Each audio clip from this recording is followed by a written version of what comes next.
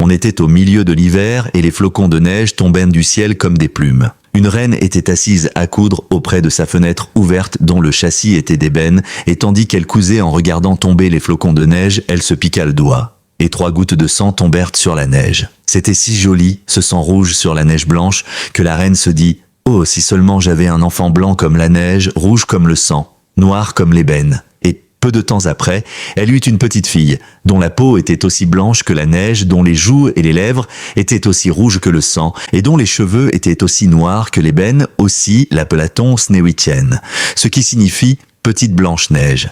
Mais quand l'enfant naquit, la reine mourut. Au bout d'1 an, le roi se remaria. La nouvelle reine était fort belle, mais fière et impérieuse, et elle ne pouvait se faire à l'idée qu'une autre femme fût plus belle qu'elle. Elle avait un miroir merveilleux, et quand elle s'y regardait, elle avait l'habitude de dire « Petit miroir sur le mur, qui est-ce que c'est la plus belle de toutes ?» Et le miroir répondait toujours « Madame la reine, si belle et grande, tu es la plus belle de toutes. » Et la reine était contente, car elle savait que son miroir disait toujours la vérité.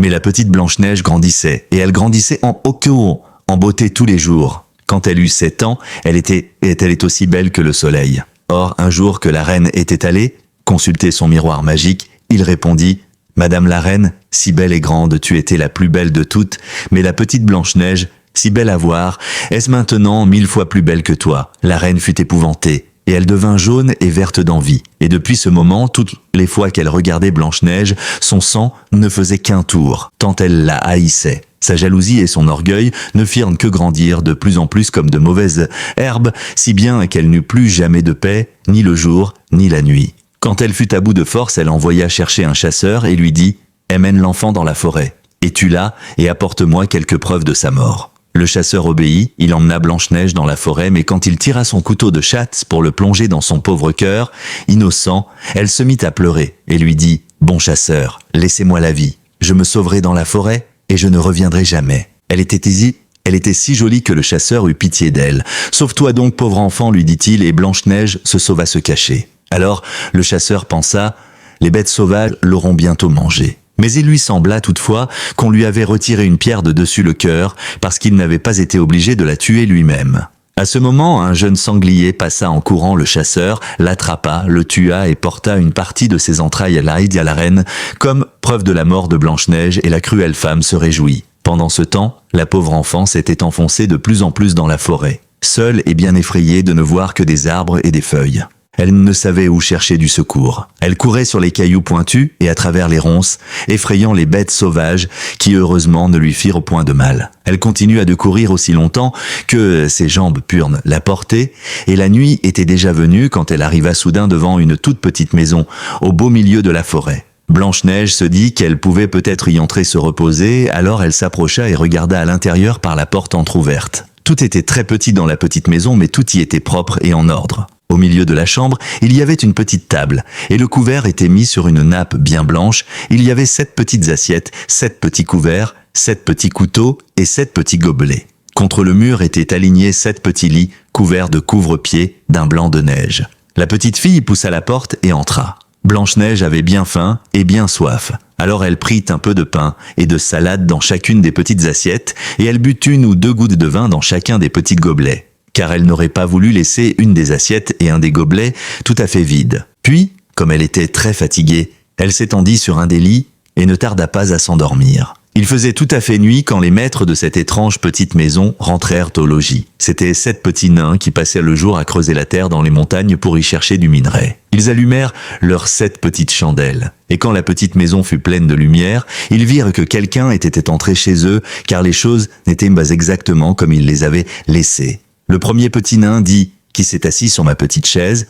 Le second dit « Qui a mangé dans ma petite assiette ?» Le troisième dit « Qui a pris un petit morceau de mon pain ?» Et le quatrième qui a mangé de ma petite salade, et le cinquième qui s'est servi de ma petite fourchette, et le sixième qui a coupé avec mon petit couteau, et le septième qui a bu dans mon petit gobelet, et ils regardèrent autour d'eux, et le 7e nain regarda son lit, et il vit Blanche-Neige qui était couchée et dormait. Alors il appela bien vite les autres, et tous se pressèrent autour du lit, en levant leurs petites chandelles, et ils regardèrent Blanche-Neige longtemps. « Ah, diront-ils, la jolie enfant !» Et ils étaient si contents qu'ils ne voulurent pas la réveiller, mais la laissèrent dormir sans la déranger.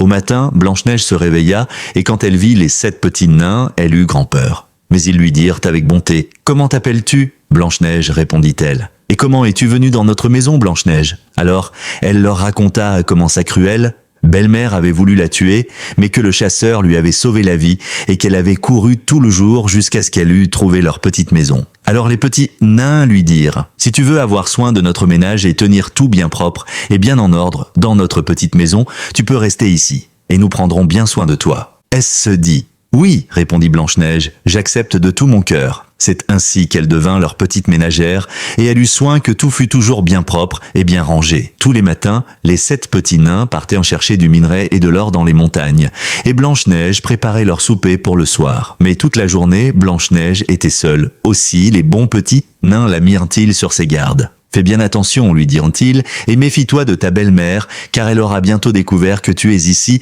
et aie bien soin, par conséquent, de ne laisser entrer personne.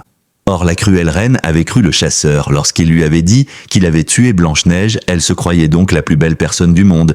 Mais, pour s'en assurer, elle alla trouver son miroir. « Petit miroir sur le mur, qui est la plus belle de toutes ?» lui demanda-t-elle. « Madame la reine, tu es belle à voir, mais par-delà les collines, chez les 7 vieux nains, demeure Blanche-Neige plus belle 1000 fois. » La reine se mit à trembler, car elle comprit que le chasseur l'avait trompée. Elle s'assit pour réfléchir, cherchant un moyen de détruire Blanche-Neige, car tant qu'elle ne serait pas la plus belle sur terre, sa jalousie ne lui laisserait pas de repos. À la fin, elle conçut un projet bien cruel. Elle se peignit le visage et se déguisa en vieille marchande ambulante. Puis elle prit un panier à son bras et s'en alla par-delà les 7 montagnes, au pays où habitaient les 7 petits nains. Elle arriva à la petite maison et frappa à la porte, en criant « Jolie chose à vendre qui veut acheter de mes jolies choses ». Or Blanche-Neige tenait la porte fermée parce que les nains lui avaient bien recommandé de ne laisser entrer personne.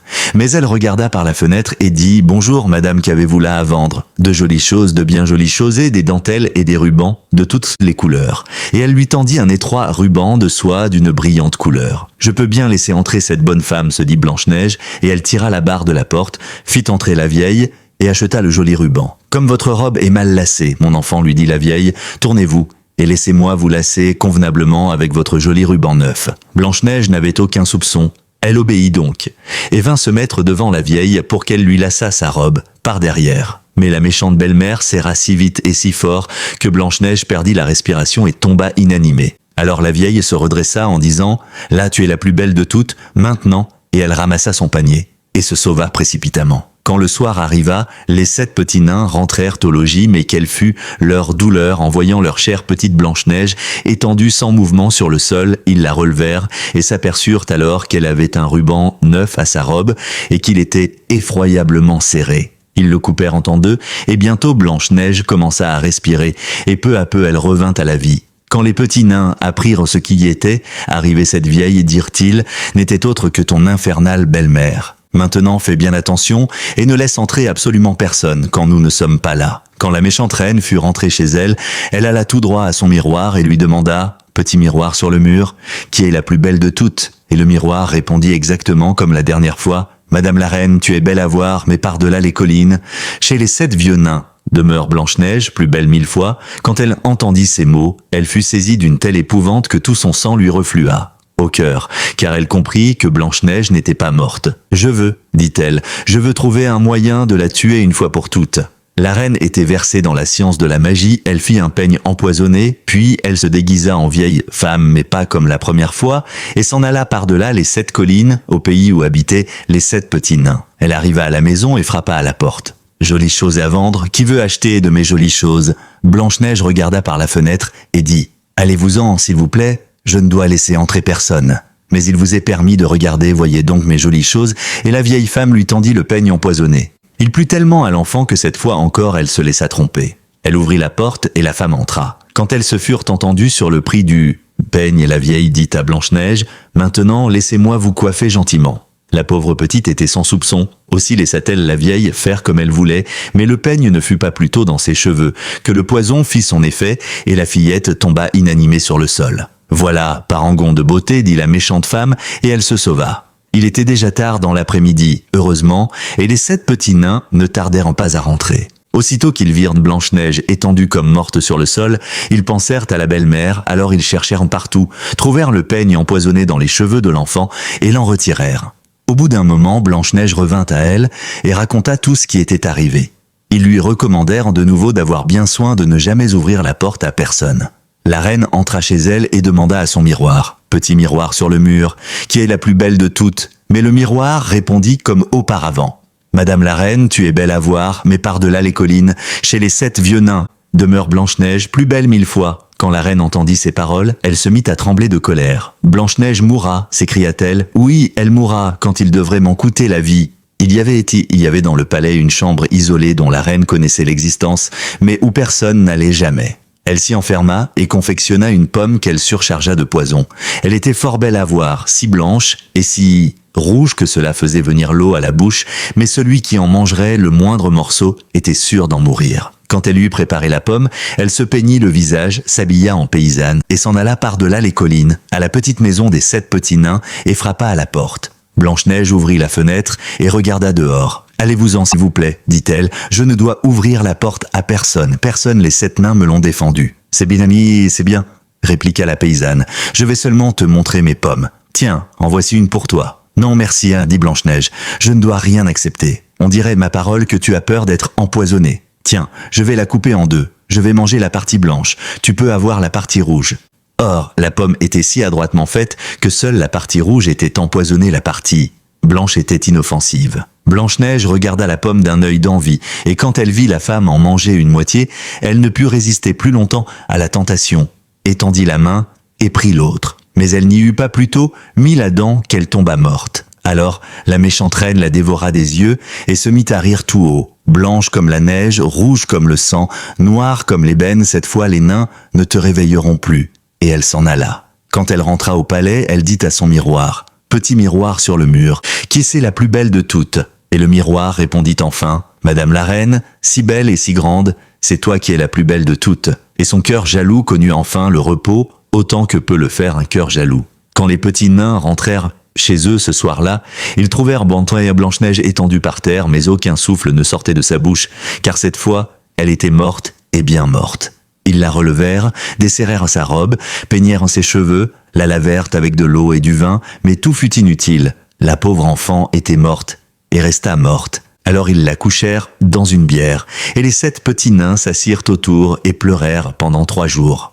Puis ils pensèrent à l'ensevelir, mais elle était si jolie, elle avait l'air si vivant, et ses joues étaient toujours si vermeilles qu'ils ne purent s'y décider. « Nous ne pouvons l'enfermer sous la terre noire, dirent-ils alors. Ils lui firent un cercueil de cristal transparent et l'y déposèrent. Puis ils écrivirent sur le cercueil le nom de Blanche-Neige en lettres d'or et qu'elle était la fille d'un roi. Et les petits d'un nain restèrent auprès à le veiller, chacun à son tour. Et les bêtes sauvages vinrent pleurer Blanche-Neige, d'abord un hibou, puis un corbeau, puis une colombe. Pendant bien longtemps, Blanche-Neige resta couchée dans le cercueil et elle ne changeait point. Elle a toujours l'air de dormir, blanche comme la neige, rouge comme le sang, et ses cheveux noirs comme l'ébène. Or, il arriva qu'un jour, un fils de roi, qui chevauchait à travers la forêt, s'arrêta à la maison des petits nains pour y passer la nuit. Il vit le cercueil sur la montagne et la jolie Blanche-Neige qui était couchée dedans, et il lut ce qui était écrit dessus en lettres d'or. Alors il dit aux nains, « Donnez-le-moi, je vous en donnerai le prix que vous voudrez. » Mais les petits nains, nains, lui répondirent, « Nous ne voulons pas le vendre pour tout l'or du monde. » Alors le fils de roi leur dit, « Je vous en prie, donnez-le-moi, car je ne peux vivre sans voir cette douce jeune fille. Je l'honorerai et j'en prendrai soin comme de mon bien le plus cher. » Les bons petits nains furent empeinés pour lui à ces paroles.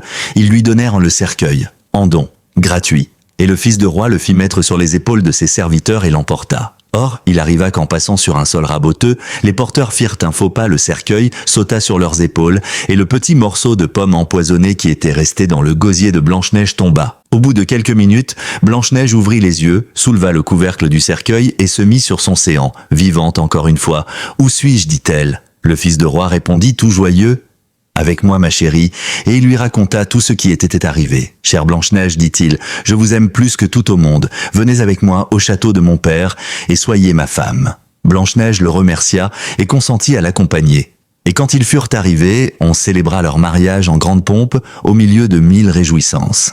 Or parmi les personnes invitées aux fêtes du mariage se trouvait l'infernale belle-mère de Blanche-Neige. Elle ne savait pas qui était la jeune reine, mais au moment de partir pour le château, après qu'elle se fût revêtue d'habits magnifiques, elle alla trouver son miroir et lui dit « Petit miroir sur le mur, qui est-il la plus belle de toutes ?» Elle fut épouvantée d'entendre le miroir lui répondre « Madame la reine, tu es belle à voir, mais la jeune reine est 1000 fois plus belle que toi. » La méchante femme laissa échapper une malédiction, et son courroux fut effroyable à voir. Tout d'abord, elle ne voulut plus aller au mariage, mais sa jalousie ne lui laissant pas de repos, elle comprit qu'il fallait qu'elle y aille voir un peu comment était la jeune reine.